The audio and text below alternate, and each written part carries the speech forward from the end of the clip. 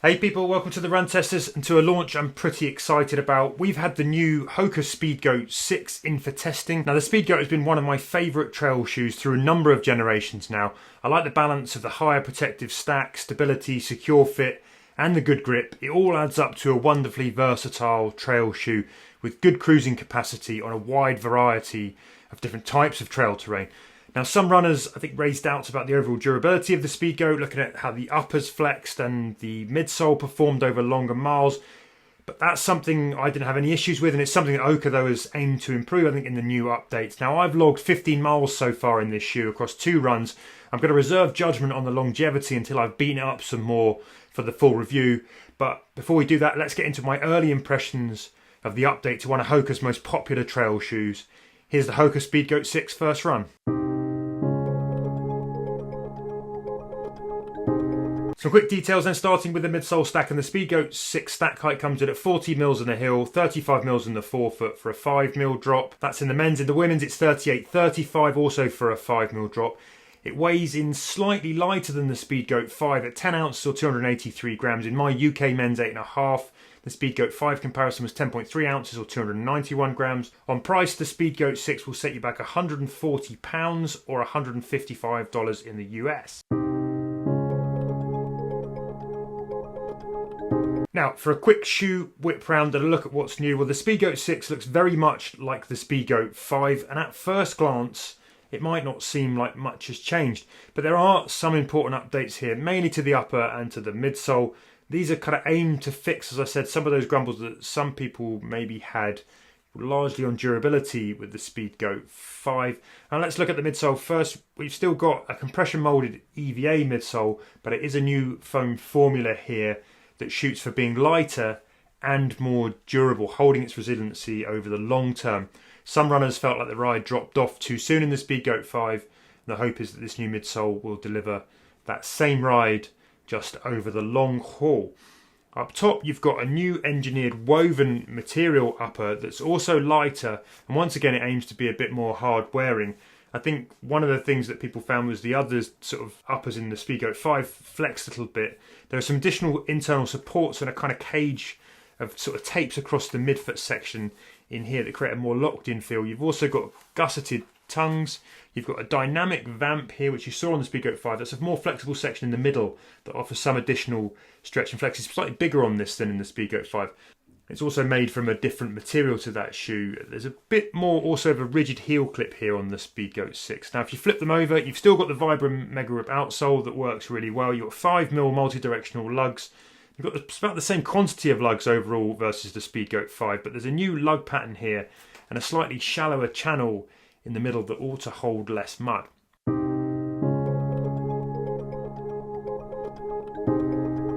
Quick word on fit then, and HOKA shoes tend to fit snug, and the Speedgoat 6 is really no different. This is a hugging fit. There's not that much room in the toe box. It's sort of fairly narrow. I find that fine for shorter runs on flatter trails, but it also limits the movement in the shoe. You know, you keep sort of you're well held on the base basically. You avoid sort of sliding off that midsole with good secure midfoot lockdown. But if you like a roomier fit or you're planning to run long ultra hours in the shoes, it probably pay to consider moving half a size up, where you might have a bit more room for your feet to expand and you might avoid having any bashing up against the toe box. But if you like it snug and tight and locked in, then you're going to get that with the Speedgoat 6 like you did the 5.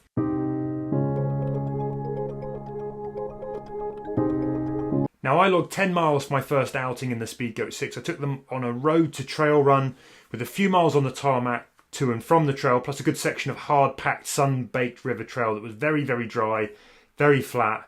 That all adds up to sort of less technical, more runnable trail that I've tested this shoe for. I mixed up the paces from my plodding ultra pace to a faster trail marathon pace at about sub 7 minute miles. Now first up, the stepping comfort of the Speedgoat was good, with a familiar feeling. If you've run in the Speedgoats before, you're going to get a very similar feeling here. These are close-fitting, HOKA hugging fit shoes. Initially, can feel a little bit narrow and a bit tight, particularly if you've got wider feet or you've got a higher instep like I have. But if you've run in HOKA before, you will know this feeling. But overall, I found it easy to get them sitting comfortably on the foot, good disappearing feel, and I ran in comfort right from the start. again, I would say this feels pretty much the same to me as I'd got with the Speedgoat 5. Not too much has changed. Now, I appreciate the small extra padding detail though on the tongues. If you're planning long haul ultras, that can help take the edge off that lace lockdown if you're trying to get a bit more extra sort of tight fit, and that's just a smidge of extra comfort. On the run, I found it easy to settle into the shoe fresh out of the box, and I immediately recognised that Speedgoat ride, which is protective but not over cushioned. It's medium to firm, but nicely balanced with good, reliable, wide platform that I find stable and offers just enough ground contact and control.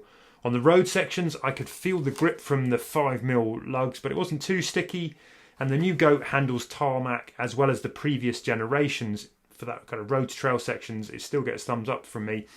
That's thanks to the response you get from the midsole stack here. On the trail, in those harder conditions where I look for something a bit more forgiving, but you don't want something that's too squidgy and loose underfoot, it delivers on that front too as well. The new Formula foam has swapped some of the softness for a bit more response, but it's still softer, I think, than something like shoes like the Innovate Trailfly. Maybe not as soft as you'd go for something like an Asics Gel Trabuco 12 though. So essentially striding a kind of happy middle ground. I found it nicely responsive with all the reliability in the landings, transitions and toe-offs that I've enjoyed from previous Speedgoats. It's a shoe that you know where you're at with. It performed well across my range of paces, happily eating the trail at a slower, heavier clip where I'm landing a bit more clumpy, if you want to call it that, but delivering control and response when I moved up to the faster trail pace as well. I found I could plod or power in the Speedgoat 6 quite happily. Now, the upper changes, I think they also work. There's a bit more structure to the weave that feels a bit more supportive. Obviously got those tapes that help with that, but I also suggest it will wear better than the last shoes. I'll take the small weight savings as well, though I didn't really notice them that much versus the Speedgoat 5.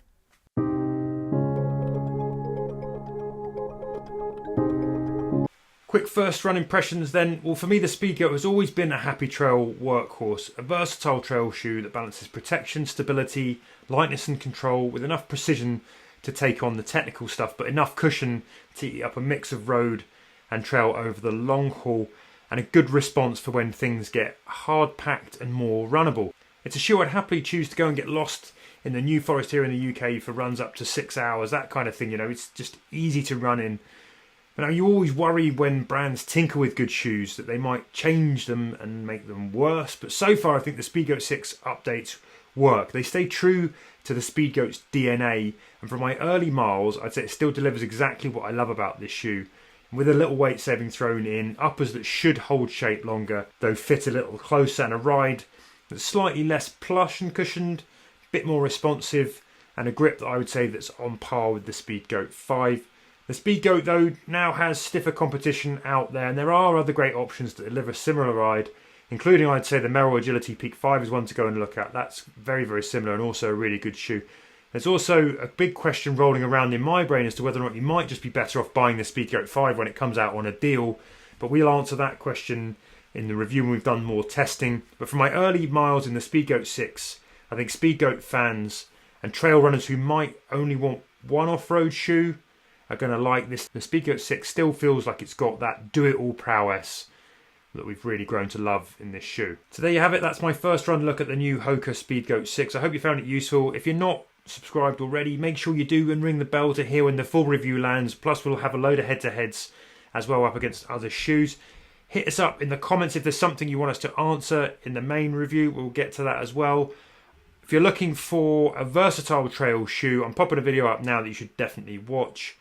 Otherwise, thank you very much for stopping by. As ever, it's much appreciated. We hope to see you again soon on the channel, and in the meantime, happy running, people.